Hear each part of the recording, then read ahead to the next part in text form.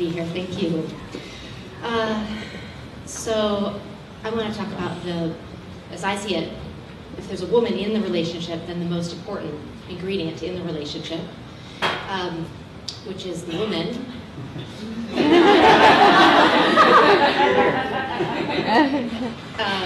Fully emerged or fully in her power. And so if I could describe what I do, it's to reunite women with their power. And I call this channeling the oracle between your legs. Yes, we'll get a little provocative. Now, it's just an exciting time for women that we can have an extraordinary amount of success, unprecedented amount of opportunity, and I also see the flip side where you look up and you see I've really been out there kicking ass and have my version of success in life or love or business, and actually I don't feel more juicy or alive. I don't actually feel successful. And then I see that success, our version of it, especially as women, comes with a price tag of our power.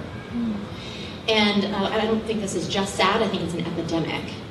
And the women that I work with, that's not how they end up. But they start out overwhelmed or really disconnected, unempowered, disempowered, anxious, kind of caught in body loathing and self-loathing. And this is certainly, I spent the majority of my life in this space of a deep mistrust of being in a woman's body. And if I could have, I would have switched. I did everything I could to get out of a woman's body, or ignore it as much as I could. And for me, that came with a long time of eating disorder and anorexia.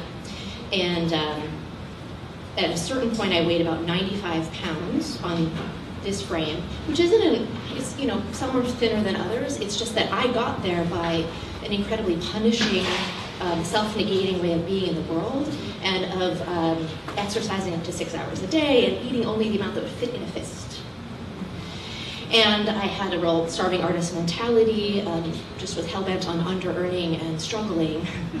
And my late relationships were kind of, I call it my fatal attraction era of not so much love and satisfaction there. And this is, I think, mirrored in way too many women.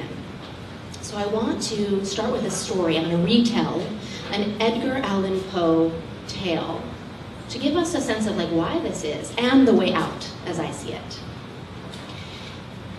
So this is a retelling of the Telltale Heart. So in it, we have a heroine instead of the hero, kind of an anti-heroine, and I call her Eva. And Eva is just incredibly mistrustful of her neighbor because this neighbor seems to have potent powers, and it drives her nuts day in, day out. She gets obsessed by the potent powers of her neighbor, so much so that she plots how she's going to kill the neighbor. So Eva does it. She kills her neighbor, chops her up in little pieces, and sticks her underneath the floorboards of her house. Okay, I know this is dark. Bear with me, we're getting there. This shall bear out. And so she thinks, phew, we've done it, I've gotten rid of those potent powers. And then Eva starts to hear the beat, beat, beat of her dead woman's heart. And she thinks, this is impossible. I chopped her up in little pieces. She's underneath the floorboards. I shouldn't hear the beat, beat, beat of her heart. And, Poe is big on the moral of the story and the moral of the story is you can't actually get rid of anything by shoving it underneath the floorboards. And eventually, our anti-heroine, Eva, goes crazy and calls the authorities on herself. End of story. But for our telling, what is buried under there is our own potent power, especially as women. And that the beat, beat, beat of that power's heart comes up rather incongruously, and it comes up as depression, or it comes up as body loathing, or it comes up as really unsatisfying relationships. It's the voice of our power, but it's muffled and incongruent, but there are signs nonetheless. And why we chop it up in little pieces and stuff it under there, well, you're no stranger to knowing that we swim around in a world that has overindulged in the masculine, and we as women too often say well, here's the knife of the patriarchy, I'm going to put this right here. So we play along a little bit. So I found myself in my own life, ow, you know, I would like a way out of this. I really would like to reconnect to some kind of knowing, some kind of satisfaction, some kind of peace in this body, in this woman's body. So I thought I have spent my life looking outside of myself, at the person who was doing it better than me, copying so-and-so, looking for divine guidance outside of me. So what if I, looked within? That's probably a concept we're familiar with. It's not out there, it's within. So I was like, where? Like my toe, my heart, where actually in myself is this divine guidance, this knowing, this satisfaction, this life energy. So you might be with me, right, on the oracle part, but the between your legs part. So I'll give you some clues. Oracle is loosely defined as divine guidance, as wise counsel or infallible wisdom. So I started gathering clues. And the first I thought, all right, well, I'm looking for some sacred. I'm looking for some divine guidance here. It just so happens that the word sacred shares the same root as the word sacrum. So these very beautiful bones in your body, right, that house actually all your lady parts, these are actually sacred bones. I thought that's very interesting.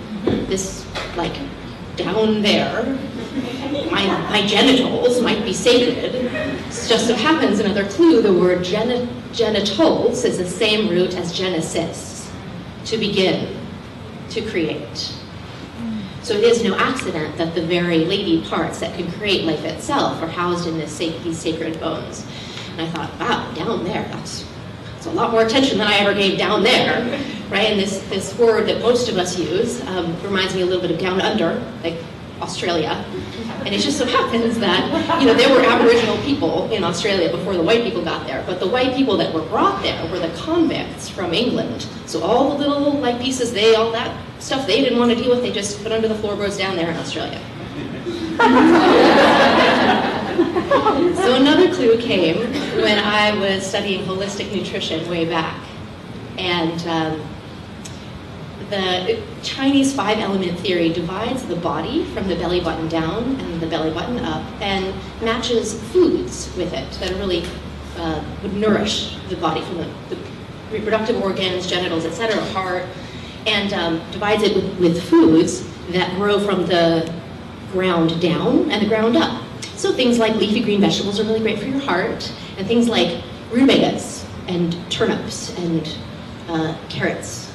The root vegetables are really good for your reproductive system. I thought it was so interesting because the root chakra, you're familiar with the chakra system, which is where it says that there's 7 energy systems in the body, and the root chakra, which is at the base of the sacrum, is the energetic center for power, is the energetic center for sex, and is the energetic center for money as well.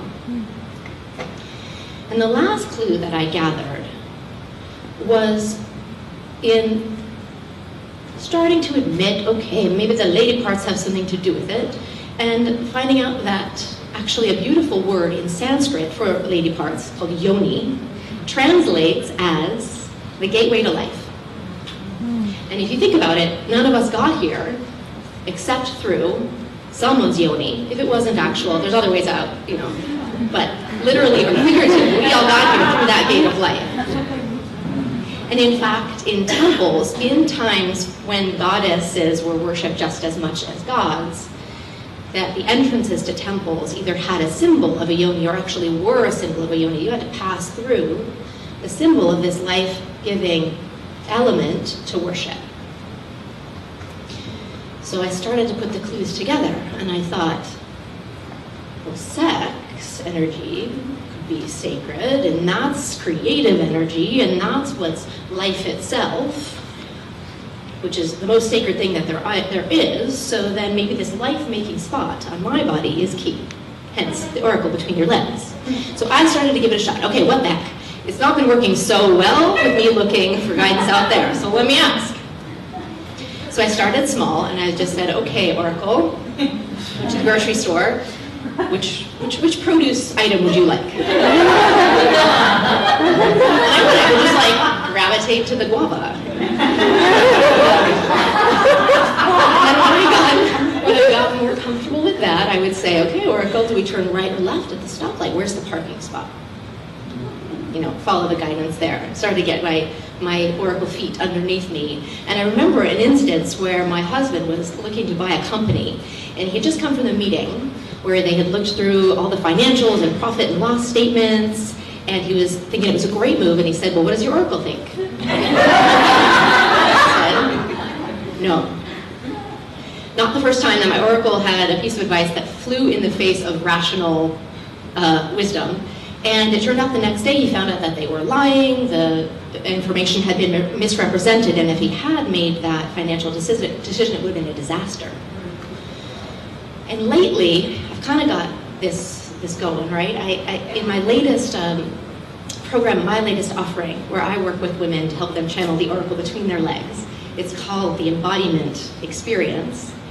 And I just had a deep dialogue the whole way through, where I couldn't send an email, or I couldn't put the words just like so unless I got the go-ahead from the Oracle. And every time I have had this dialogue or this conversation, that offering or that program has been the right fit. It felt good. It like had that it factor. It really served. Every time I didn't include her, or just kind of shut the doors down there, it had flopped. And so much so that I thought, you know, I need to go plan B. I need to stop this. So I'd like to leave you with the offering to start asking. Start small, right? So you know where. I gave you a geographical clue. You know where to ask. And put your hand there right now. If you're really adventurous, you can go all the way down there. Otherwise, you can put your hand right beneath your belly button, above your pubic bone. And if you're a man, you probably have to wait on that one and ask permission before you put your hand on anybody's Oracle. So, just a presence, what we're talking about here, and I just invite you to start the conversation and to ask. And start in the grocery store. Which piece of produce are you drawn to? To draw your intuition in through this woman's body and start a conversation. And then once you got your conversation going, bring it to bigger and bigger questions. Because it turns out that this woman's body is not at odds with you. She wants what you want. It turns out that she is hooked up to incredible, infallible guidance and divine wisdom. And it is hooked up to that life-giving energy, that she is the place you can consult to get the guidance to continue to emerge and become the woman you were made to be. So I'd like to start wrapping this up. This is a radical act, right? It's pretty provocative, a pretty remarkable thing to do. So I want to start wrapping us up with a poem I surely wish I had written, but I had to leave it to one of the greatest, wildest poetesses of our times, Audre Lorde. So she says, does my sexiness upset you?